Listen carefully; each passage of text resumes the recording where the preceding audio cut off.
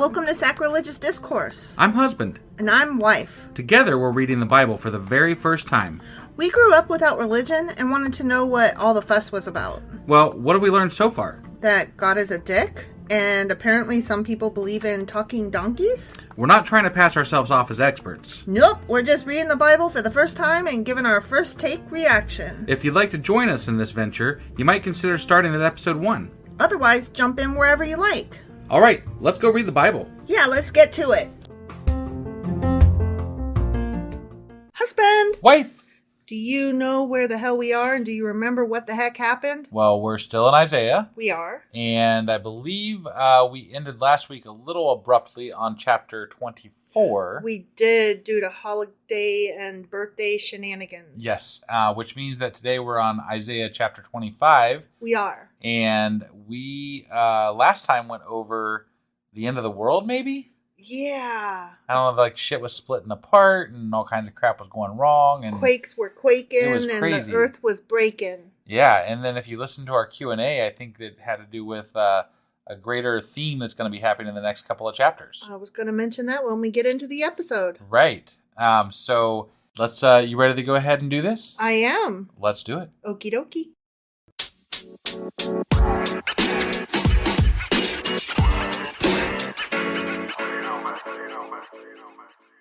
Okay, so we're going to hop into chapter 25, but as you mentioned in the intro, I just want to start before we jump into chapter 25 and mention that in our Q&A, we did find out that chapters 24 through 27 of Isaiah are part of one unit of prophecy that is sometimes called the Isaiah Apocalypse. Correct. Yeah. And boy, 24 really was a great introduction to that. It was. Because there was an apocalypse coming. Right, and I kind of referenced it. I said in the Q&A that we did, I called it a Revelations Light.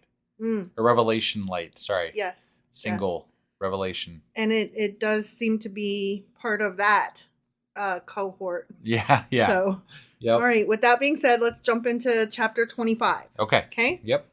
Lord, you are my God. I will exalt you and praise your name.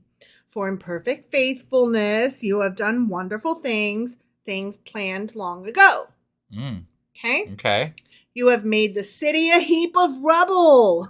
Awesome. I love it when my plans involve making cities heaps of rubble. Right? It's good times. The fortified town a ruin. Okay. Nice. Yeah. The foreigner's stronghold, a city no more. It will never be rebuilt. I mean, this is great stuff happening, right? Yeah, good job, God. Very excited about God here and the things that he do. Yeah. Okay. Therefore, strong peoples will honor you.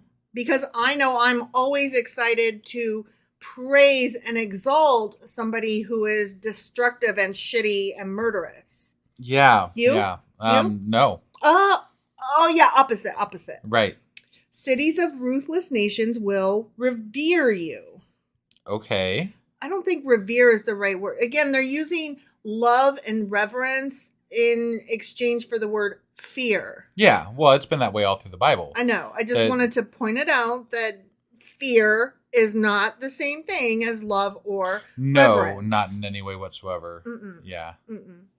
You have been a refuge for the poor, a refuge for the needy in their distress. Unless they were in one of those towns that he destroyed. Right, in which case, fuck off and die. Yeah, right. Yeah. A shelter from the storm and a shade from the heat. You were so awesome, right? I mean, this God is so awesome and fun and great and good. Yeah, if he didn't kill you. Right. Right.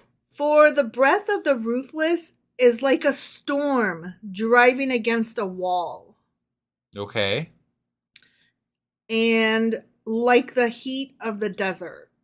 So it's bad. It's not. It's so the breath of that seems fruitless to me. Well, he's saying the breath of the ruthless. God is ruthless. Isn't that great? I love a ruthless God. Yeah, but he's saying the ruthless worship him and like him, and he's saying that their breath is the same as. I'm not quite understanding what they're trying to get at here. The breath of the ruthless, the breath of God, is like a storm driving against a wall. and like the heat of the desert. Okay. Are you It's sure about that? Because I thought he was saying that the ruthless like God, and that so they were just saying something. no, Okay, all no. He's right. saying you've been a refuge for all of these needy people, and the breath of the ruthless is like a storm. He's calling God ruthless, Okay, all right. and like the heat of the desert. You silence the uproar of foreigners, as heat is reduced by the shadow of a cloud, so the song of the ruthless is stilled. Maybe you were right. Yeah. Oh, okay. You had said something about them earlier that wasn't in Mm. reference to God, and then yeah. Who could So know? God's a dick, so anytime they're like, God is a dick, I'm like, you were talking about God just then being a dick. right. But no, not. Yep. On this mountain, the Lord Almighty will prepare a feast of rich food for all peoples, a banquet of aged wine, the best of meats, and the finest of wines. Yum, yum, Sounds yum. delicious. On this mountain of food and wine. That sounds like my heaven, you know? Yeah. On this mountain, he will destroy the shroud that enfolds all peoples, the sheet that covers all nations. Okay. He will swallow up death forever. I don't need to live forever, honestly. Right. Just yeah. a long while would be nice, but I don't need forever. I'm not greedy. Yeah. And is this still? Well, I guess this is where people. Okay.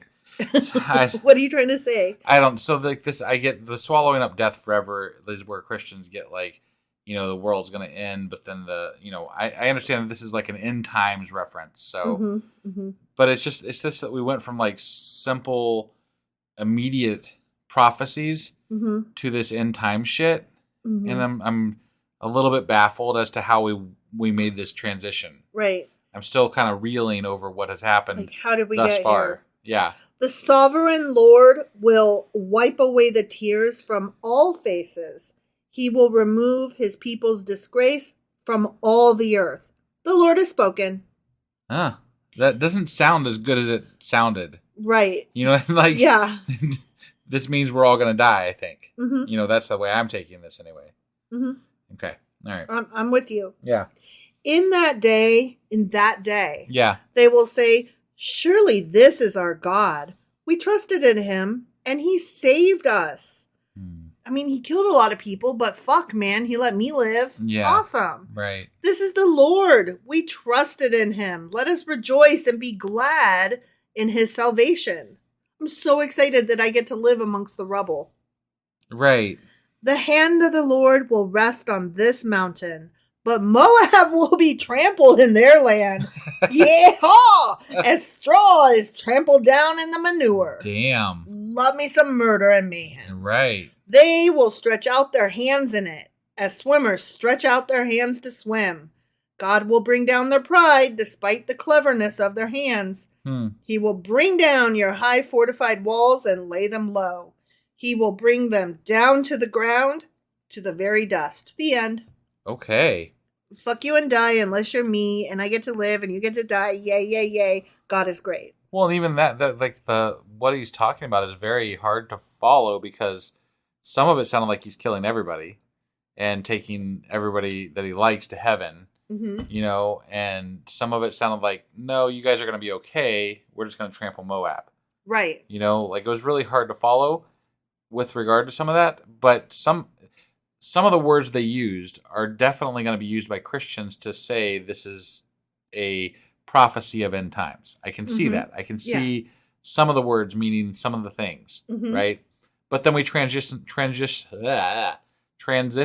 right back to Moab and immediate neighbors being trampled. Right. So which is it? Is it an immediate prophecy or is it, end times prophecy? I say both. Yeah. Okay. Well, it's not easy to follow. So no, it's definitely not. All right. Well, that was Isaiah chapter 25. And part of the end times Isaiah Apocalypse. Right, which also might also be just an immediate thing that's happening to Moab and things, the other people that God doesn't like, and he's in the immediate vicinity of right geography and history, just with stronger words. So, whatever. So that was 25. Tomorrow we'll be back with Isaiah chapter 26. All right. We'll see you guys then. Yep. Bye.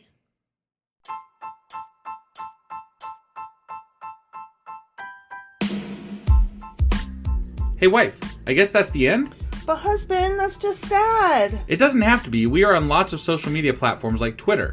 Our handle there is sacrilegious_D. For D's nuts. Oh my God.